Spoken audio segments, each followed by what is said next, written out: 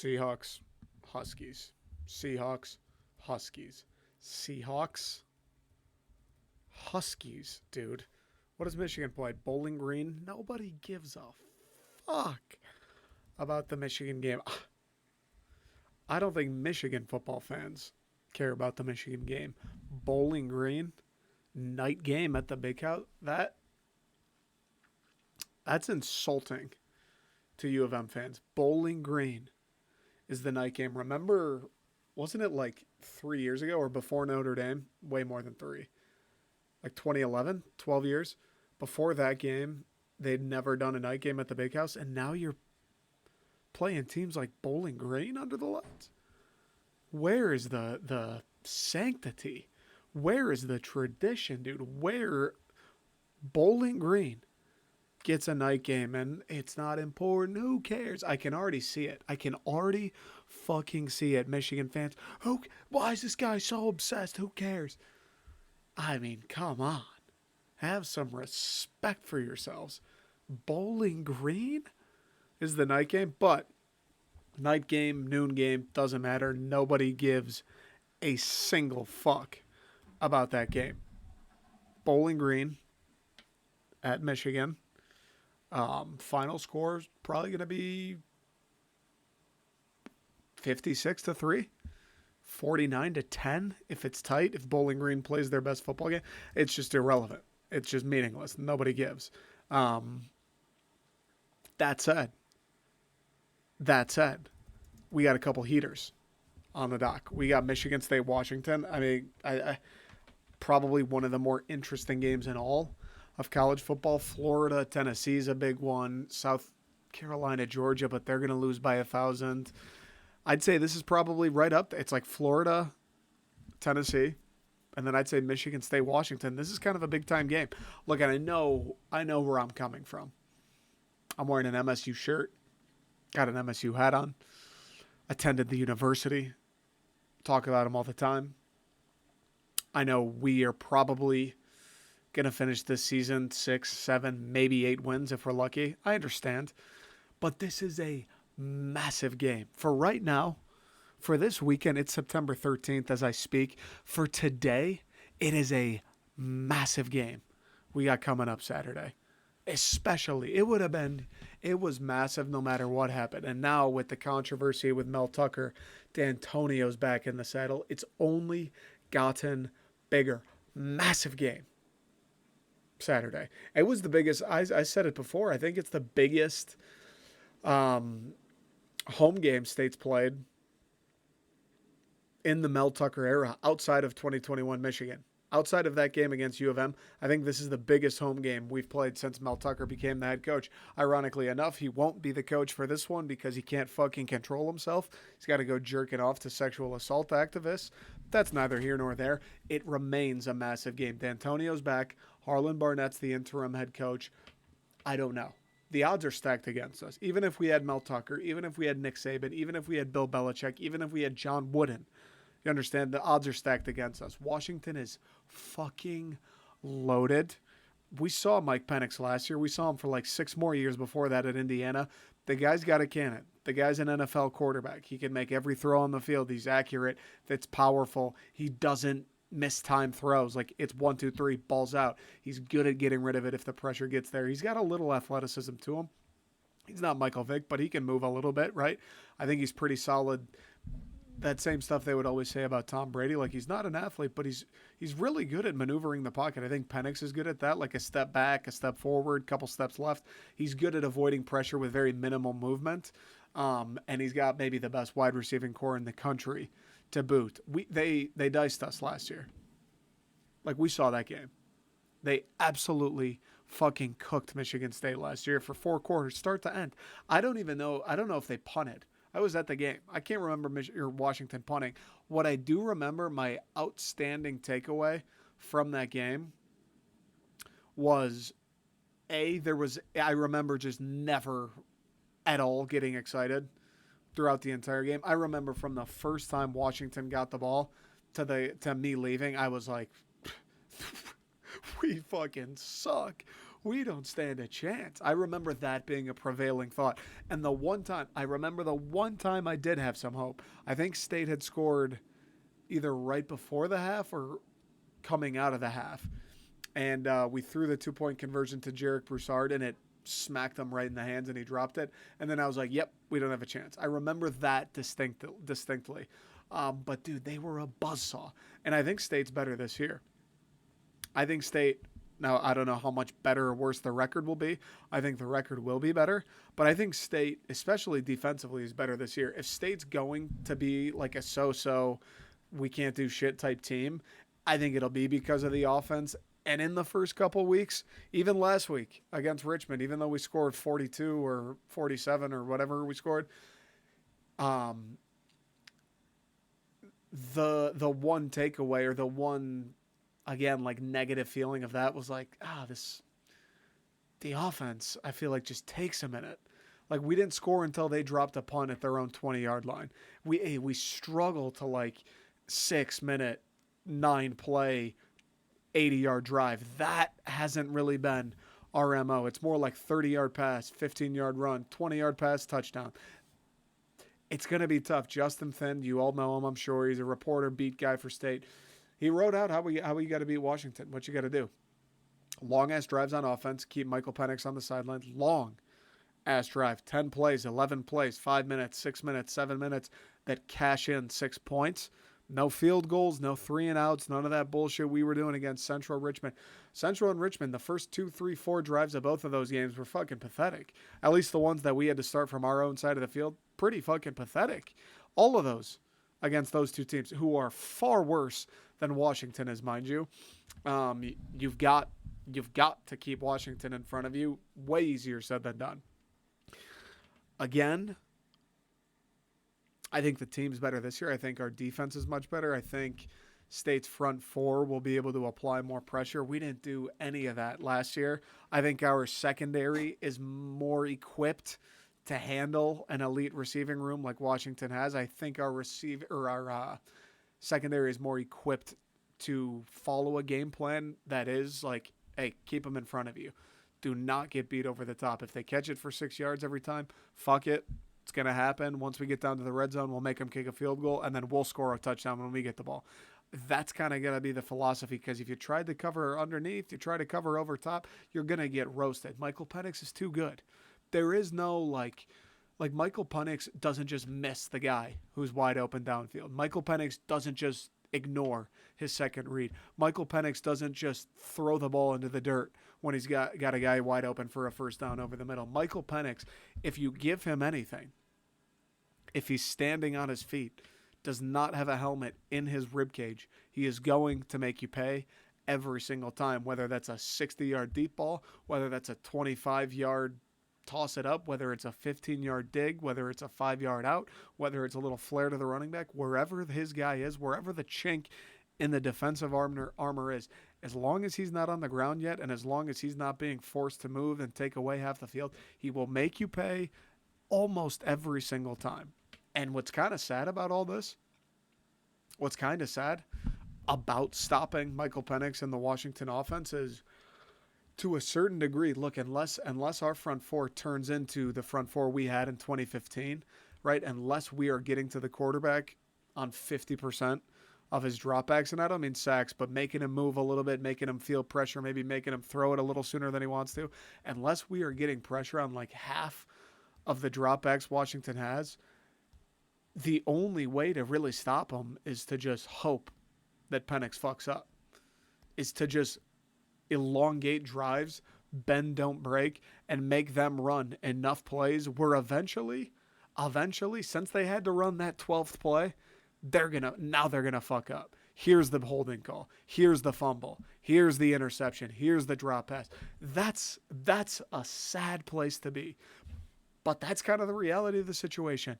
Unless Zion Young and Chris Bogle become Aiden fucking Hutchinson for 4 straight quarters, look, we're going to need him to get some pressure, right? Like, we're going to need them to get in Penix's grill a little bit at least. We're going to need them to sack Penix with the football in his hands a couple times. We're going to need them to push an offensive lineman into Penix's lap to hopefully disrupt a throw a fair amount. We're going to need them to do that to have a chance regardless. But even with them doing that, because they're not going to do it every play. They're not good enough, and Washington's too good. They're not going to do it every play. They're probably not even going to do it the majority of plays. For every 100 Washington dropbacks, they might do it 30 times on a pretty good day. 30% of the time we might get some pressure in Penix's face. That's not even a sack. That's not even hitting him. That's just like getting near him and making him a little bit more uncomfortable than if we were playing in t-shirts and shorts. 30% of the snaps, it's going to come down to some extent just making them run more plays to increase the chance for error, which is a fucking sad place to be, dude. But that's it. That's like half the equation for the defense. Half of it is get to the quarterback. Half of it is the four-man rush has to. We don't want it to. It wouldn't be nice. Absolutely is necessary that the four-man rush gets to the quarterback and stops the run and gets in his face and fucks up his rhythm and makes him miss a couple throws. That needs to happen 30% of the time. But the other 70%, when he's cooking a steak and drinking a Mai Tai, you just got to hope the left tackle was holding.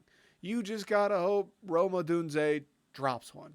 You just got to hope Michael Penix, I don't know, he had a little spit on his finger and that thing sails a yard over Jalen Polk's head. That is going to be part of the strategy. As sad as it is to say, I mean, no one in any sport at any level, if part of your strategy is we just need them to get unlucky / fuck up, you're in a tough spot. You're in a tough spot, but they're that good. They're that good. Look, you're not going to be able to play man coverage. Odunze, Jalen Polk, and Jalen McMillan, you can't just play man coverage on those guys. I mean, we couldn't play man coverage last year against Western Michigan. You for sure can't do that shit against Washington.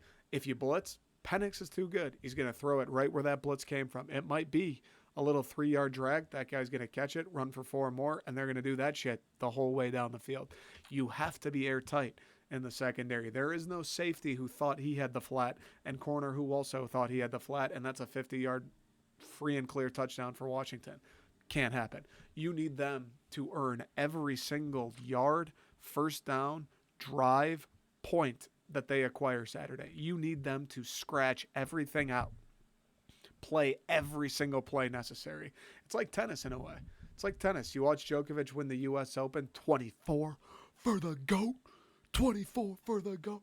Idemo, the greatest to ever do it, Novak Djokovic. But that's one of the things that makes him so great, is his defense on a tennis court. Every time you think you've had him beat in a point, he just makes you hit one more. Might be a lollipop, might be an easy shot. He makes you do it, though.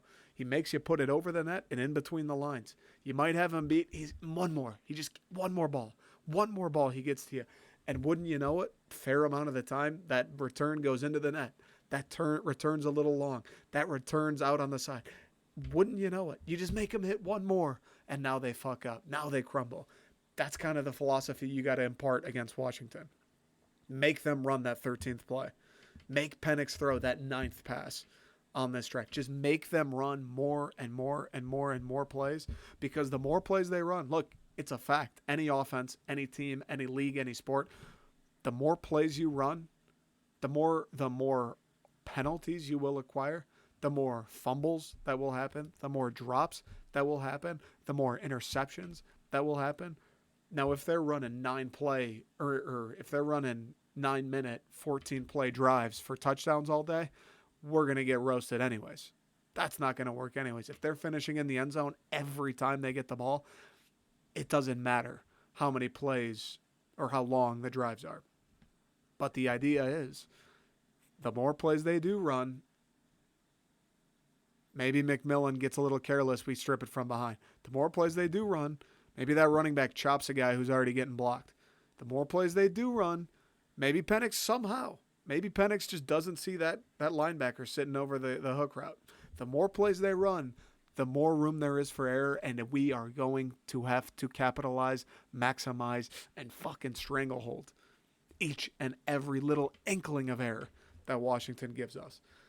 It's going to be a hell of a game, dude. Spartan Stadium is going to be going nuts. They sell, first time ever that I'm aware of, beer is going to be sold at the game. Obviously, D'Antonio back. I think people, even though it's like, the whole Tucker thing is embarrassing and pissed a lot of people off, I think MSU, Spartan Nation, the fan base is going to rally around it. Like, I think people will be even more fired up. People are going to be fired up. This is outside of Michigan, probably the biggest game on the schedule this season, especially becomes, it comes early on. It's at home. It'll be a beautiful fucking night in East Lansing. Hopefully they come out in the brand new black jerseys. This is going to be a big game regardless. But I think now with all the Tucker news, it's going to be even more intense. Like, people are going to want this shit even worse than they did before. People are going to be louder on third down more now than they were before. That people are going to be there earlier in their seats than they were before. It is going to be a hostile, loud, I feel like there'll be a special energy in the air. Kind of like, I don't know, that feeling we all felt reading the Mel Tucker shit where we're like, what the fuck? Dude, like, he betrayed us. I feel like that's that feeling of betrayal and like, this guy fucking fooled us. He said he was one of us and he wasn't. Fuck that. That feeling, I feel like, will almost permeate the crowd and people will be more like, fuck, like, we're here. The people that are here, we're gonna fucking let you know that we're here. We don't need that, dude. We got us. It's gonna be a special environment in East Lansing, inside Spartan Stadium. We are going to need the crowd to make Penix's life as hellish as they possibly can. We're going to need a hell of a game plan. Everyone's going to have to play their best game. Offensively, everyone is going to have to be better. Every single player on the offense is going to have to be better. Noah Kim has to be better. The offensive line has to be way better, bro. Pissed me off. Richmond. First half, it got better in the second half, sure. Made a couple substitutions. A couple of the younger guys started playing more. First half, brother, we're struggling to block the Richmond Spiders. If you can't block the Richmond Spiders, how do you block the Washington Huskies? You don't block the Washington Huskies. How do you beat the Washington Huskies? Everybody offensively is going to need to be better. Jerron Glover, Tyrell Henry, Antonio Gates, Trey Mosley, Montori Foster, Malik Carr are going to have super glue on their hands and fucking turbo boosters in their cleats. You're going to have to get the most separation you've ever done, made the most outrageous catches you've ever made. Jay Johnson, brother, that dude better watch the Big Short, A Beautiful Mind, Moneyball. That dude better watch every fucking statistical savant movie that's ever been made before Saturday. We're going to need him pulling, forget a rabbit. That dude's going to have to pull a 12-point buck out of his hat Saturday. And the defense, front four, has to get to Penix. Has to make him uncomfortable. Has to at least disrupt his timing a little bit. And the secondary, you got to read and react. You got to read and react. On the 6-yard hitches, they're going to run a ton of them. They did it to us to death last year. They're going to run drags across the middle of the field. They did it to us to death last year. You got to meet them on contact. You got to make the first tackle. Can't blow coverages. Can't let guys go streaking with nobody around. Got to do your job. No heroes on defense. No heroes. Everybody do their job. Bend, don't break, and wait for them to make a mistake. Front four, if anyone's going to be a hero, you guys. Get off the double team. Hit him with the fucking spin move. Get to Penix, bro. Let's get a couple sacks. 3 sacks, 4 sacks, 5 sacks. Let's get to this dude a little bit. Let's make him pack up the fucking beach chair. Put away the turkey sandwiches. Clean up the mayo off his chin because we're coming for that ass the entire night. Tough phrasing coming off the Mel Tucker news, but I'm excited. Biggest game at Spartan Stadium outside of the U of M one in 2021 since Mel Tucker was announced coach. It's going to be a fucking electric atmosphere. I can't wait. All right.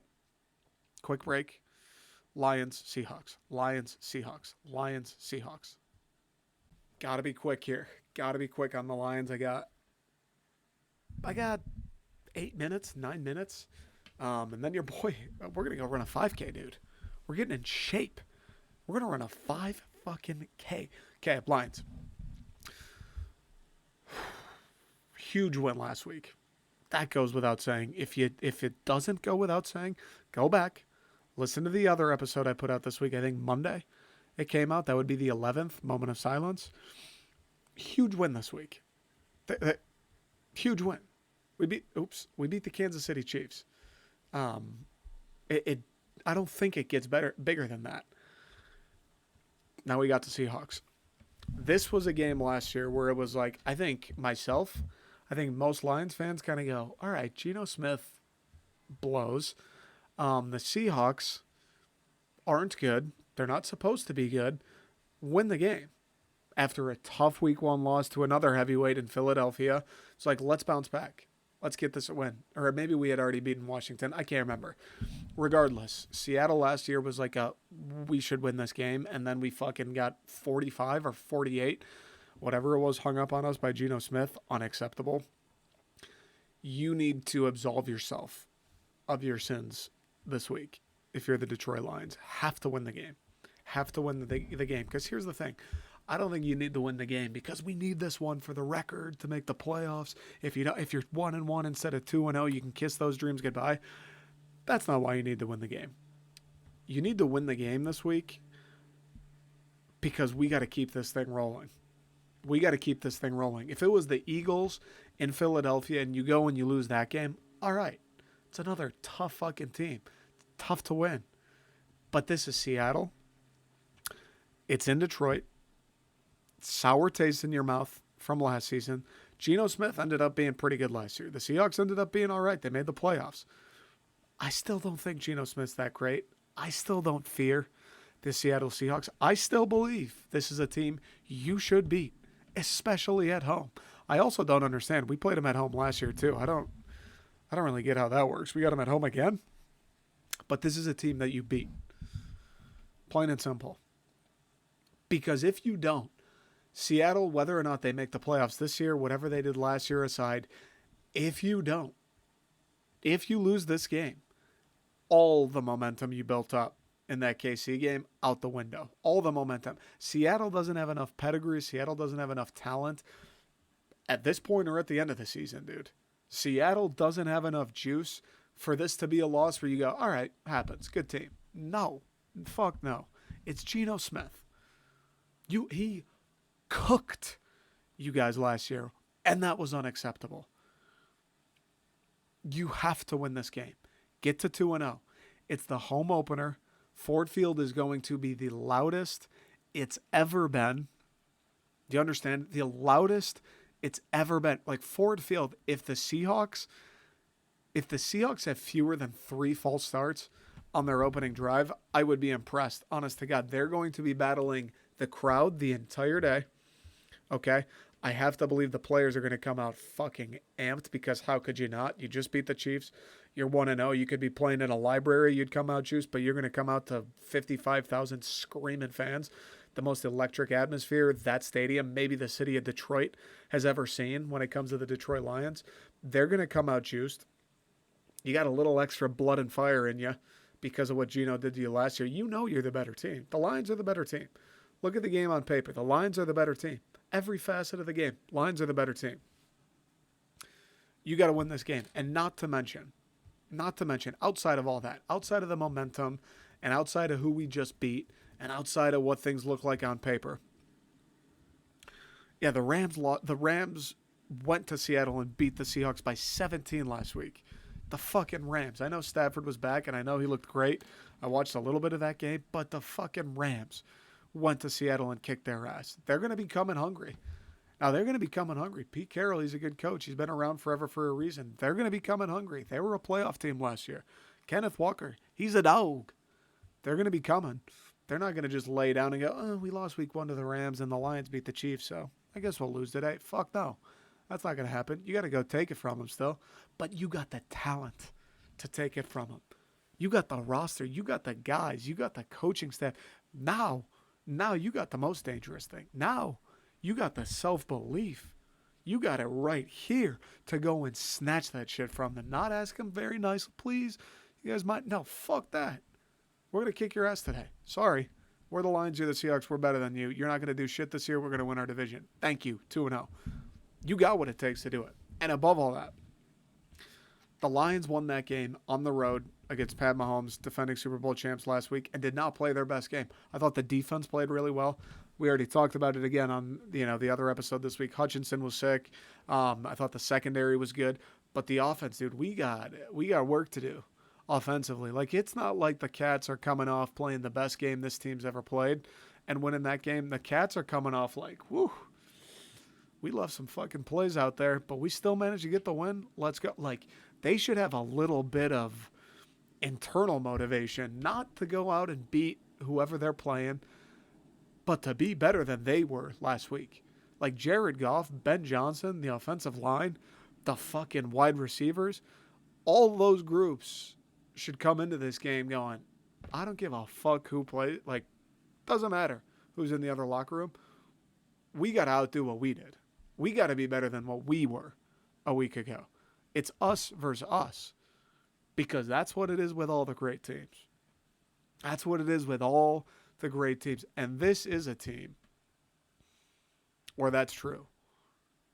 If the Lions play up to their ability, if the Lions max out their potential, both sides of the ball, all these players, all the coaches, there's, I don't know, maybe the Bills, even though they looked like shit, the Chiefs, the Eagles, Bengals maybe, they got beat by the Browns. There's a handful of teams, the Dolphins, handful of teams that can take us out on our best day. You got to forget them. You got to be your best. You got to figure out how to get to the top of your game. Because if the Lions do that, it doesn't fucking matter who's across from them. There better be fire in this team. I don't want anybody resting on their laurels because that is the trap. That is the trap. Emotional win in Kansas City. Didn't play their best game. Got out of there with a win. It felt like it was shaping up to be a classic same old Lions type ball game, but not this time. They found a way and they actually did it. All these storylines, all the narratives, all the people patting you on the back. You saw all the Lions fans celebrating, people singing the fight song on a Delta flight. You could very easily go, man, we just beat the Chiefs at Arrowhead. What the fuck do I need to be all intense for playing the Seahawks at home? They just got their asses kicked by the Rams. Very easy to do. No. There's work to be done. Offense, Jared Goff, you got to be better. Offensive line, you sure as hell got to be better. Wide receivers, you sure as hell got to be better. Ben Johnson, there better not be another person in the building this week that's looking themselves in the mirror more than Ben Johnson. You got to figure it the fuck out. I know you spurned the head coaching offers. I know you're dubbed some wonder kid. It wasn't good enough. We won the game. We scored enough points. That shit wasn't good enough. The play calling, the game plan, it's got to be better this week. I talked about the defense was good. The secondary was good.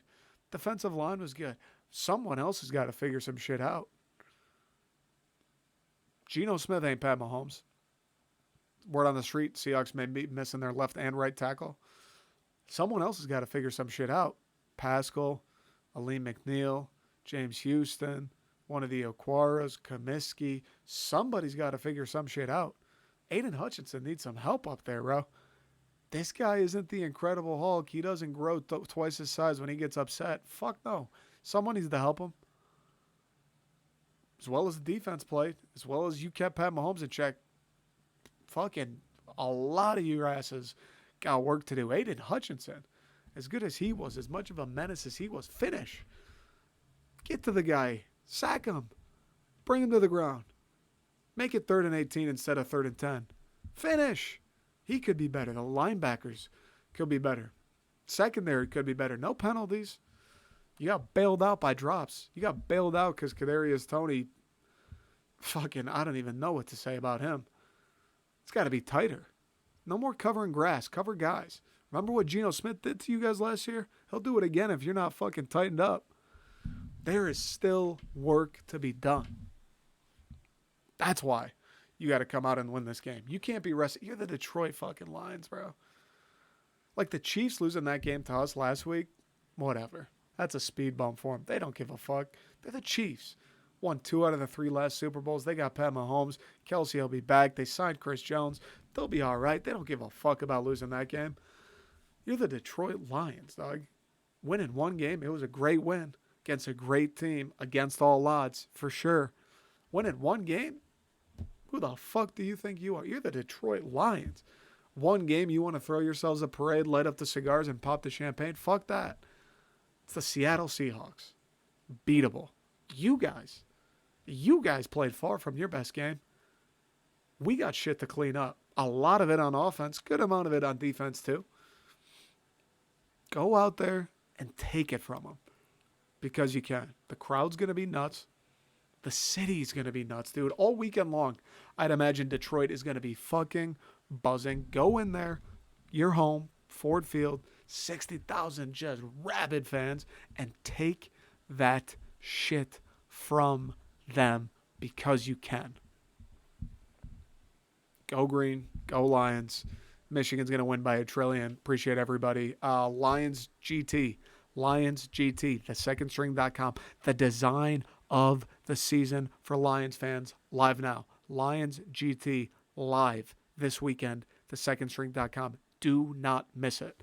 Catch you guys next week.